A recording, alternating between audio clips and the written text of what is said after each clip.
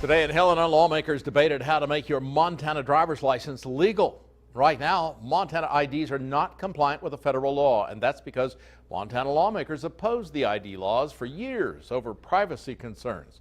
Starting next year, your Montana driver's license will not get you on an airplane. The solution? Well, it could be costly, and it'll come out of your pocket. Our Montana McLaughlin is live now with a breakdown of the legislative bills that are written to change the rules. Montana? Steve, right now there are two bills in the legislature trying to make the Real ID laws legal in our state. Today we're learning these bills would cost the state around $2 million a year for the next 4 years. But some say the cost is worth it to bring Montana licenses up to standard. It's taken many by surprise. Are you familiar with this whole Real ID Act? Not really. And if you have heard the news, I have heard a little bit about it. you're probably left wondering what you're going to do. For my Montana driver's license not to be valid to get on a plane and fly out, that's crazy. That's why state lawmakers are trying to make the federal government's Real ID laws legal in Montana. We read through the two Senate bills and called the Attorney General's office to learn more. We found the first bill, 377, gives the Attorney General's office directives to come up with a plan to implement the Real ID laws. For example, how to go about hiring staff and purchasing resources to manufacture new compliant ID cards. The bill also asks the AG's office to present their implementation plan and cost to the 2019 legislature. Now, if 377 fails, enter 366. It doesn't require Real ID laws, but instead gives Montanans the option to get a compliant ID. It's meant for people who maybe don't want to fly or provide personal information to any national database.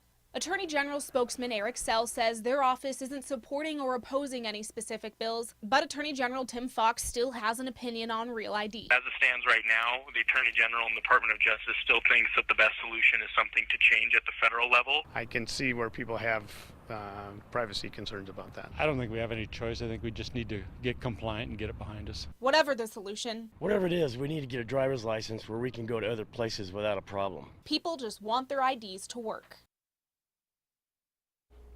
Now today, both bills were heard in the Senate committees. They'll have to pass through those before making it to the Senate floor for a vote. We'll let you know what happens. Live in Missoula, Montana McLaughlin, NBC Montana. So what if neither passes? Well, there is a plan B. It's called Senate Bill 370. Now, it would let Montana issue enhanced driver's licenses, a more secure form of ID.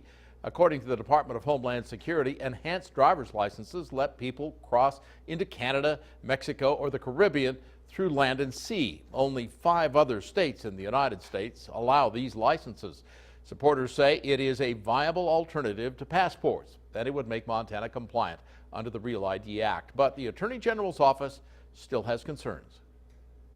Enhanced driver's licenses go above and beyond what is required under Real ID, would cost more money to implement, and then also would provide more information sharing with the federal government.